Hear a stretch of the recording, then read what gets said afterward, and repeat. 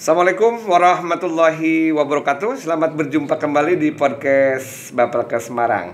Siaran langsung dari Simpang 5, Jalan Pahlawan nomor 1, Simpang 5, Semarang. Alhamdulillah, pagi hari ini kita kedatangan seorang yang patut kita banggakan karena beliau adalah juara 1 Lasar CPNS di Bapelkes Semarang, dan juga beliau terpilih menjadi AOC. AOC itu apa? Agent of Change. Mari kita dengarkan perkenalan, mungkin Pak Dr. Ajin namanya, untuk memperkenalkan diri terlebih dahulu. Siapa Bapak dan tugas di mana sekarang? Silakan Mas. Terima kasih. Assalamualaikum warahmatullahi wabarakatuh. Terima kasih Pak Asep yang sudah mengundang pada kesempatan siang ini. Saya banyak belajar dari Pak Asep ya. Untuk pertama saya perkenalkan diri terlebih dulu. Nama saya Aji Trisdianto. Sehari-hari saya bertugas sebagai dokter bedah saraf dan juga sebagai sub di spine di Rumah Sakit Karyadi. Beberapa saat yang lalu saya mengikuti lasar dari Bapelkes dan akhirnya berjumpa dengan orang Bapelkes. Sampai siang ini saya berjumpa dengan Bapak Asep. Alhamdulillah. Takdir Allah mempertemukan saya dengan Dr. Ajid ini. Dr. Ajid sebelum menjadi PNS itu, kalau lihat dari lulusan S1 kedokterannya, bekerja di mana nih? Saya alumni di UGM dulu. Yeah. Waktu selesai saya banyak juga terlibat di manajemen pelayanan kesehatan. Kemudian di Jogja, kemudian juga di Aceh. Kemudian di Aceh pernah ya? Di Aceh pernah. Tahun berapa itu? Tahun itu waktu tsunami itu, dan recovery tsunami. Recovery tsunami ya? Setahun di sana. Dari ujung barat Indonesia. Kemudian saya terpencil di Pulau Buru. Di Pulau Buru selama 2 tahun. Akhirnya dari manajemen saya pindah ke klinisi. Oh gitu. Sebagai dokter PTT di Pulau Buru.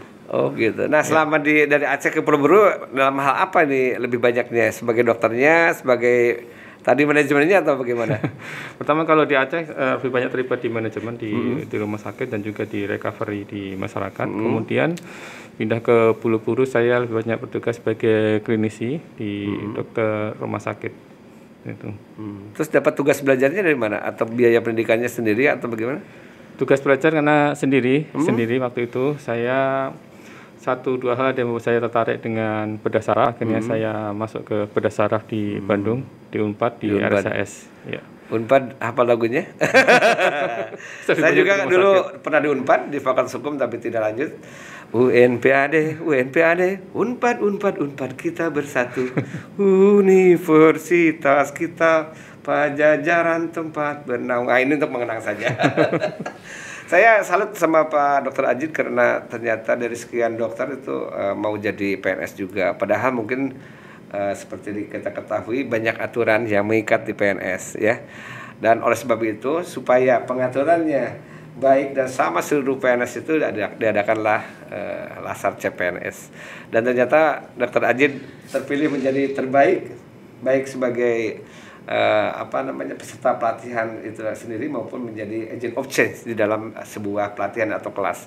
Ini gambarannya gimana sih sebetulnya pelaksanaan CPNS kali ini, karena kan sifatnya semuanya daring ya semuanya. Iya. Yang kemarin menurut saya hal-hal positifnya itu adalah walaupun kita dengan daring tidak bertemu langsung, tapi semangat untuk berbuat sesuatu, semangat untuk belajar itu terasa. Ruhnya itu ada itu. Walaupun kita tidak satu forum dalam sisi fisik, tapi secara virtual itu kalau saya sendiri saya merasakan ada sesuatu yang pengen kita bangun bersama. Dan ada hal baru yang bisa saya pelajari. Untuk hal baru kan saya tertarik, untuk hal baru itu saya tertarik ya. Sehingga ya enjoy aja. Tidak terlalu banyak tekanan, tidak terlalu banyak paksaan yang harus kita kerjakan. Jadi seluruh PNS itu ada namanya CPNS ya. Sebelum ditetapkan di PNS itu semua sama. Mau dokter, guru, jaksa, petugas imigrasi, bidan, perawat dan sebagainya, dosen, itu sama ya. Sama itunya yang dilatihnya. Dan penanaman nilai dasar PNS itu yang namanya aneka itu ya. Dan yang paling penting juga di agenda 1 ada pelajaran bela negara yang memang nanti suatu saat mungkin karena daring, siapa tahu mungkin dipanggil juga untuk latihan lagi di refreshing katanya gitu. Nah, kesan-kesan terkait nilai-nilai dasar PNS yang diajarkan selama pelatihan bagaimana Pak Dokter? Satu hal pertama adalah menggugah semangat kita yaitu nasionalisme. eh, di luar Laskar Pusat juga suka untuk membaca tentang sejarah bangsa kita, gimana kita berjuang untuk mencapai kemerdekaan. Itu kan ada nilai-nilai kepahlawan, nilai historis, dan itu diulang lagi di Betul. Latsar, sehingga kita pun jadi lebih semangat. Oh, ternyata orang-orang itu banyak berjuang, banyak berkorban untuk sebuah kemerdekaan, dan mereka itu menjadi pahlawan, mereka bermanfaat untuk orang sekitarnya. Dan itu kan menginspirasi untuk generasi selanjutnya. Dan saya yakin untuk pahlawan itu kan sebenarnya ada dalam setiap generasi, dan kita bisa meniru dari mereka, dan kita bisa lakukan sesuatu untuk orang-orang yang ada di sekitar kita. Bagaimana pendiri kita, bangsa kita, Dr. Sutomo ya, akhirnya mendeklarasikan ada namanya Sumpah Pemuda dan sebagainya, dan banyak pendidikan dokter yang ke luar negeri bahkan ya, untuk menjadi ini. Makanya sebagai seorang dokter, termasuk saya juga dulu daftar ke dokteran hanya nggak masuk. Tapi alhamdulillah kita bisa bekerja sama terus dengan dengan Pak Dokter, baik di pelayanan maupun di manajemen. Untuk agenda 3 yang membuat kesan Pak Dokter Ajid apa sih sebetulnya? Agenda 3 pokoknya tentang apa? Saya agenda 3 itu pokoknya ada tentang manajemen ASN dan pelayanan publik, atau mungkin tentang pelayanan publik bagaimana? Ya, untuk pelayanan publik satu hal yang saya ingat itu adalah namanya mutu dan juga etika, itu adalah satu hal yang berbeda, dan dua-duanya dikembangkan. Mutu itu terkait dengan teknis kalau saya teknis medis, teknis operasi dan lain-lain itu harus kita jaga. Tapi etika publik kan sikap kita ke pelanggan, ke pasien dan lain-lain, tetap harus kita jaga. Pasien ya. Iya, dan dua-duanya dikembangkan. Kita tidak bisa bahwa kita sebagai dokter yang baik tapi punya sifat yang angkuh, arogan seperti itu. Iya. Jadi pelayanan publik itu utama ya di dalam sebuah tempat kerja kita atau satuan kerja. Ya. Nah, tadi kembali ke ini nasionalisme. Kita pelajari di agenda 1 juga ya, perilaku sikap bela negara. Nah, ini bagaimana nih menurut Dr. Ajid dengan banyaknya berita-berita bohong, hoax sebanyak, kan kita dipelajari di isu kontemporer ya, seperti itu. Bagaimana nih sekarang kira-kira? Iya. Tanggapannya, apalagi sebagai seorang PNS harus jaga-jaga ya. Iya.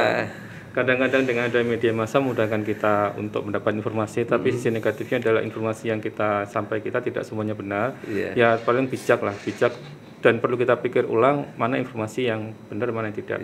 Kalau bahasa agama kita kan tabayun, cross check itu. Cross check dulu. Cross check itu adalah sharing sebelum di-share. Begitu. Dan hoax adalah kecepatan otak lebih cepat, kecepatan jari lebih cepat daripada kecepatan otak katanya ya. Karena kita terlalu asik dengan ini.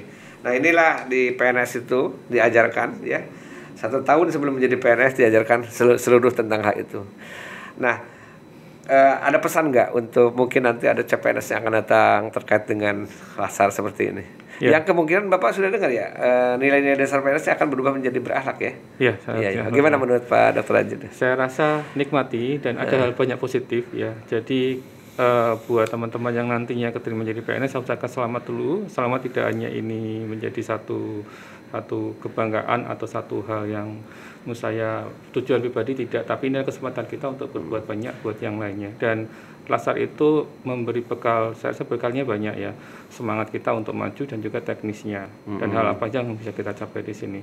Dan nikmati aja, dan para Widya Iswaranya saya rasa mereka sangat bantu kok, enak kalau diajak diskusi. Iya, siap.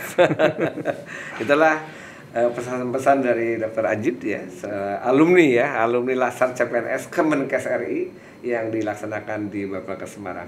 Sampai jumpa kembali di podcast berikutnya. Assalamualaikum warahmatullahi wabarakatuh.